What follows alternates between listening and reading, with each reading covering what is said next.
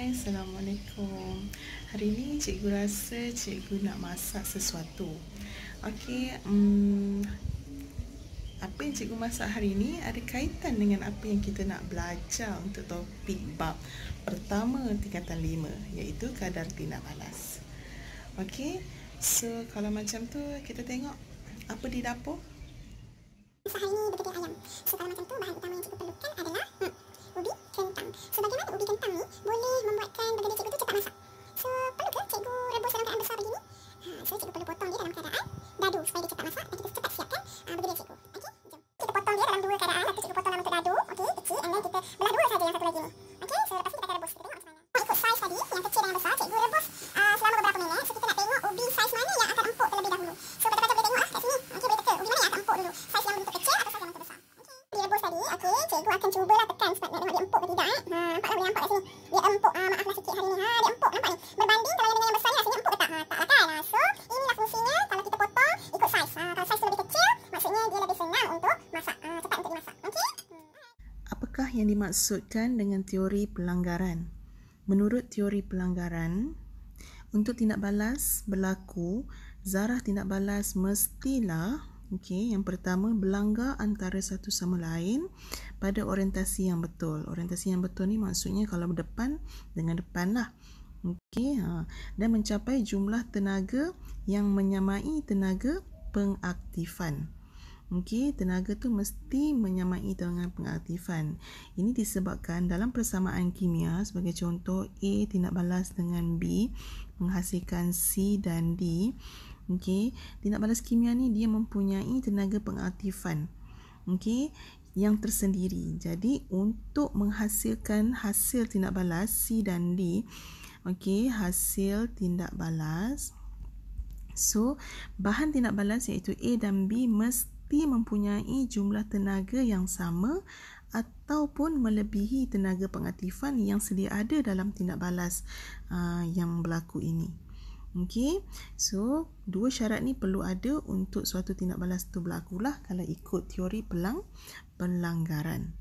Seterusnya adalah cikgu nak pergi pada faktor saiz.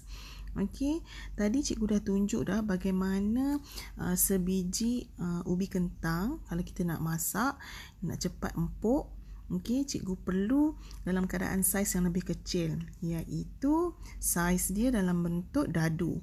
Tapi sebagai contoh dekat sini cikgu ada bagi daging. Daging ni kita boleh potong dia sama ada slice dia kecil ataupun kalau kita nak rebus dia nak potong besar pun boleh. Tapi kalau besar susahlah nak makan. So kita guna yang kecil sahaja. So samalah juga dengan tindak balas kimia yang berlaku di antara asid hidroklorik dengan kalsium karbonat, iaitu serbuk, iaitu marmar. So di sini cikgu gunakan serbuk marmar. So serbuk marmar ni dia dalam keadaan yang kecil, saiz yang kecil. Satu lagi saiz adalah dalam keadaan ketulan, ketulan. So cikgu guna yang kecil dahulu. So kenapa cikgu guna yang kecil, saiz yang kecil? Kerana mengikut teori pelanggaran, mengikut teori pelanggaran, apa yang berlaku apabila saiz kalsium karbonat adalah kecil, jumlah luas permukaan yang terdedah kepada pelanggaran meningkat. Jadi banyak permukaan yang akan terdedah kerana saiz dia kecil. Jadi frekuensi pelanggaran antara zarah kalsium karbonat dan ion hidrogen akan meningkat. Seterusnya frekuensi pelanggaran berkesan juga akan meningkat. Ini juga akan mengakibatkan kadar tindak balas meningkat. So kat sini kita ada berapa poin? Kita ada 5 poin. Poin pertama, so poin kedua, poin ketiga, poin keempat dan poin ke-5. So kena ada 5 poin untuk jawab soalan berdasarkan soalan SPM lah. So di sini cikgu sediakan persamaan kimia untuk tindak balas kalsium karbonat dan asid hidroklorik menghasilkan kalsium klorida, air dan juga karbon dioksida. So markah diberi 1 untuk formula kimia yang betul dan seimbang, diberi markah kedua lah. So persamaan ion ni perlu pelajar-pelajar untuk kita ketahui bahan ataupun zarah mana yang bertindak balas sebenarnya. Okey, di sini zarah yang bertindak balas adalah kalsium karbonat dan ion hidrogen. Okey, itu untuk faktor saiz. So, kalau kaitkan balik dengan contoh yang cikgu bagi tadi, apabila cikgu masak ubi kentang, cikgu perlu potong dalam bentuk dadu kecil supaya dia lebih empuk dan lebih senang untuk cikgu gunakan untuk buat bergedil tadi. Okey, itu dah kita kaitkan dalam kehidupan harian kita lah. Okey, seterusnya cikgu nak sediakan minuman untuk berbuka puasa. So, cikgu nak buat air Milo. Okey, tapi kali ni cikgu nak gunakan dua suhu air, iaitu dalam keadaan panas dan sejuk. So, boleh bayangkan tak bagaimana ketelarutan Milo ni nanti dalam keadaan sejuk dan panas. So, kita cuba cuba dulu. Tengok ini suhu air panas. Okey, air Milo cikgu. Okey, manakala di sebelah kiri ni pula adalah air sejuk. Saya tengok. Okey, setelah cikgu bawa, so apa yang berlaku? Nampak tak? Mana yang lebih melarut? Melarut lebih dalam air panas. Okey, so boleh ready untuk minum. Kan dalam keadaan air panas. Okey, boleh tengok ni. Air panas, so Milo cikgu boleh melarut dengan lebih cepat. So sekarang ni cikgu boleh berbuka puasa lah menggunakan air Milo panas. Okey. Okey, faktor yang kedua. Faktor yang ketiga sebenarnya. Okey, so kita nak pergi pada suhu di mana tadi cikgu dah tunjukkan. Cikgu sediakan air Milo dalam dua keadaan, iaitu suhu panas dan suhu sejuk. So boleh tengok dekat sini, apabila kita guna air sejuk, okey, dia akan hasilkan ketulan begini. Okey, apabila cikgu guna air panas, so air Milo cikgu melarut dengan baik. Okey, so apa kena mengena suhu ni dengan kadar tindak balas mengikut teori pelanggaran. So di sini cikgu bagi contoh lah. Di sini dalam tindak balas kimia kita akan gunakan natrium thiosulfat tindak balas dengan asid sulfurik.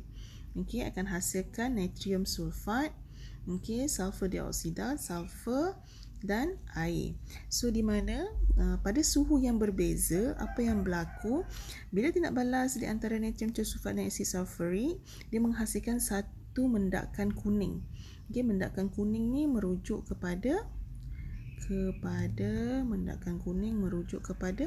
kehadiran sulfur. Okey, jadi bila banyak sulfur dihasilkan dan cepat dihasilkan, maka tanda X tu akan cepat hilang lah dari pandangan. So, ini persamaan ion dia, di mana kita perlukan ion thiosulfat dan ion hidrogen. So, bagaimana kita nak buat point dia? Nak jawab dalam SPM. So, begini. So, tengok semua sekali. Apabila suhu larutan natrium thiosulfat bertambah, okey, ini point pertama. Okey, cikgu ambil warna biru. Apabila suhu tu bertambah 1 markah, tenaga kinetik antara zarah-zarah bertambah. So, bila kita sebut suhu, kita kena kaitkan dengan tenaga kinetik. Suhu dia punya kawan rapat dia tenaga kinetik dan frekuensi pelanggaran. Okey, bila sebut je teori pelanggaran mesti kaitkan dengan frekuensi pelanggaran, di mana di antara ion thiosulfat dan ion hidrogen meningkat. Kena sebut pelajar-pelajar nama zarah yang terlibat tadi. So apa yang berlaku, frekuensi pelanggaran berkesan juga meningkat, poin keempat, dan kadar tindak balas juga meningkat. Okey. So, itu untuk dua faktor yang kita nak bincangkan pada hari ini, iaitu faktor saiz dan faktor suhu. Okey, di mana apa yang berlaku apabila dua faktor ini digunakan dalam menentukan kadar tindak balas suatu bahan tindak balas menggunakan teori pelanggaran. Okey. Sekarang cikgu nak pergi pada aktiviti pengukuhan sedikit, di mana kat sini dia ada tanya. Okey, cikgu tengok antara pernyataan berikut yang manakah menjelaskan maksud pelanggaran berkesan. Okey, apa yang dimaksudkan dengan pelanggaran berkesan tadi kita dah belajar. Okey, adakah A, pelanggaran yang tenaganya kurang daripada tenaga pengaktifan? Okey, salah. Okey, dia mesti lebih. Okey, pelanggaran yang berlaku mempunyai tenaga yang rendah, salah. Pelanggaran yang berlaku sebelum sesuatu tindak balas, salah. Pelanggaran yang menghasilkan tindak balas. So, ini jawapan dia. Okey, pelanggaran yang